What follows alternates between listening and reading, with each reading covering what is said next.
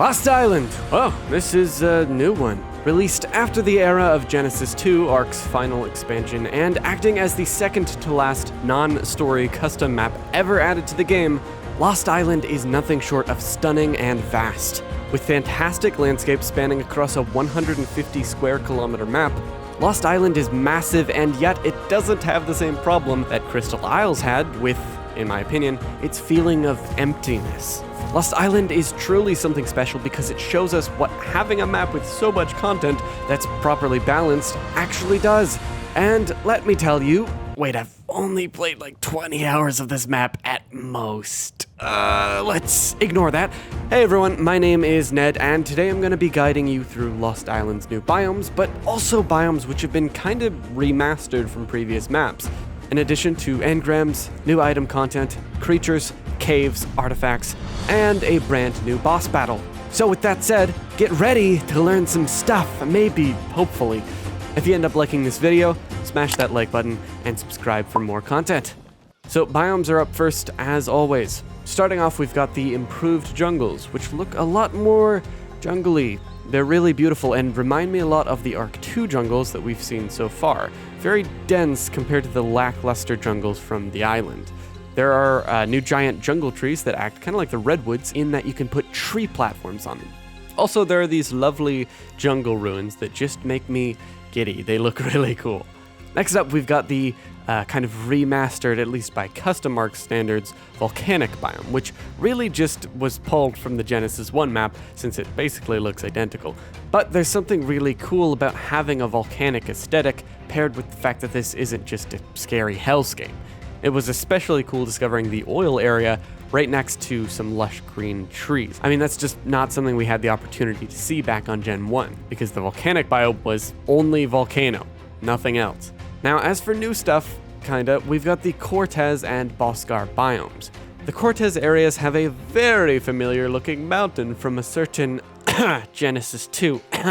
The last biome I wanted to cover is the Boscar Plains, the meadows, and the bog and mangrove areas. See, this biome is kind of similar to the highlands on Ragnarok, but a little flatter. Beyond the meadows, there's also a really cool little bog area and a mangrove swamp, which really takes me back to the island, but in a new and refreshing way. But other than those biomes, there isn't really a whole lot new here to go over. I mean, you got a desert biome, just like on Rag, same with redwoods, snow, all that good stuff, so yeah. But with all these cool new biomes, you're gonna need to craft and collect a lot to help you traverse, explore, and build. So let's talk a little bit about engrams and new item content. First up, Lost Island features the engrams from every single story map, including Scorched Earth, Aberration, Extinction, Genesis 1, and Genesis 2. And yes, that's right, that means canoes. But beyond that, we've got a new resource/trophy called the Amargasaurus Spike, which is a drop from a creature we're going to talk about in a second, and can be used to boost production in tree taps. But speaking of which, let's actually go over the creatures that Lost Island adds. Amargasaurus are sauropods that get real pissed off at anything that could potentially harm them. They're real to tame and can shoot hot, cold, and armor-weakening spikes that create these AoE bubbles. Definitely a neat mechanic that we haven't really seen attached to a dinosaur before.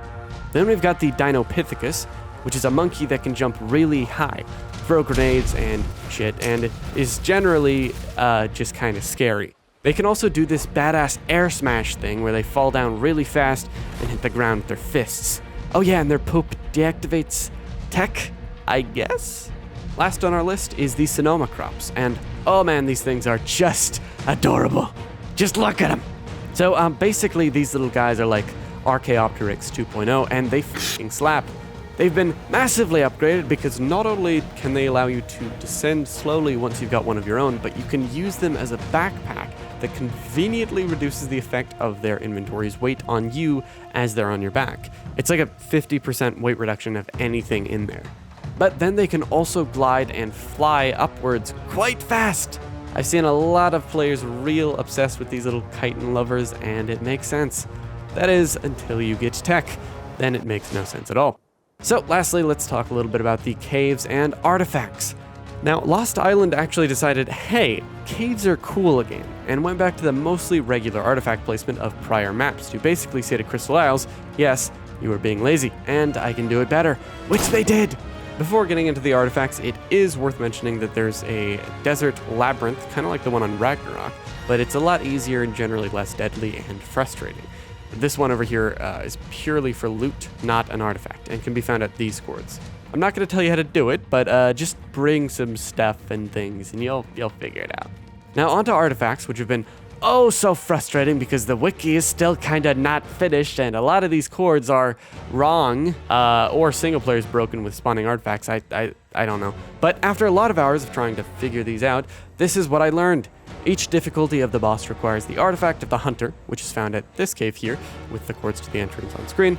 I call this area the Monkey Coast, because I'm pretty sure you can hear the boss screech every now and then. It's a tad bit scary. Demol. Dude! Yeah, you get half the metal back. What is that? I hear it again. What? Maybe it is a nighttime thing. Bro, no, it's 3:44 a.m. What's up with these 3 a.m. noises? Just run on in, get past all the enemies, and eventually you'll find it hidden in this spot you have to crouch or prone into. Now, beyond that, each difficulty requires separate artifacts, as usual. However, while the clever artifact is found on Lost Island in this infuriating spider cave in the jungle up here, it isn't even required for any difficulty of the boss. Thanks, Wildkite. You could have told me that before my frickin' cinema crops got killed. Oh, my freaking cinema crops. Its body's like T-posing. Moving on, and starting with the remaining Gamma artifacts, the Cunning is found at the Boskar Bog, where there's this cave here. You go on inside and find a shipwreck inside the cave. Really freaking cool. Then you head over through this other tunnel and you'll eventually find it. This cave is so reminiscent of Skyrim, but honestly a lot of the caves in this map are. That much is obvious. Next up, the artifact of the pack is found in this kind of valley, with the entrance cords being here.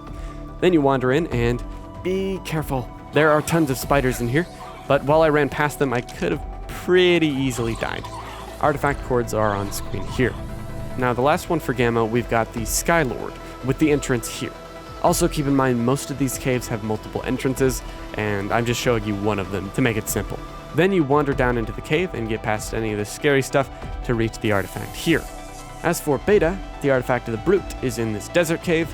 Here's an entrance, and here's the artifact. The Immune is in the Magmasaur cave, found in the volcanic biome. It's kind of like the Gen 1 volcano caves, but there's no eruptions you have to worry about. At least I think. Then there is what I've heard called the Aberration cave, which houses the artifact of the Strong. The entrance is behind this waterfall here, and the artifact is a bit deeper, right here. Now for Alpha, it's a little tricky. The easy artifact is the Devourer, found at these cords in this ocean ship. You just have to break the planks with a hatchet to get down to it. That said, then there's the massive and devious artifacts found inside this mildly insane maze. The entrance is here, and you're going to want scuba to swim down to it, or just a lot of oxygen. Now, while I won't tell you how to do it, there's most certainly guides out there unless you want to figure it out on your own. So that's about it for the artifacts. Much more satisfying personally than Crystal Isles or even Valguero, since the caves here felt really impactful and deliberate to house artifacts, with each cave having at least a little bit of difficulty for the most part. But before I get to Lost Island's final boss, which is a goddamn force to be reckoned with, I need to real quick talk about the lovely sponsor for this video, G-Portal. Are you looking for your own ARK server or a server for another game? Well, look no further. G-Portal is a great server provider that has really fast, well-performing servers, incredibly responsive support, and great pricing options as well.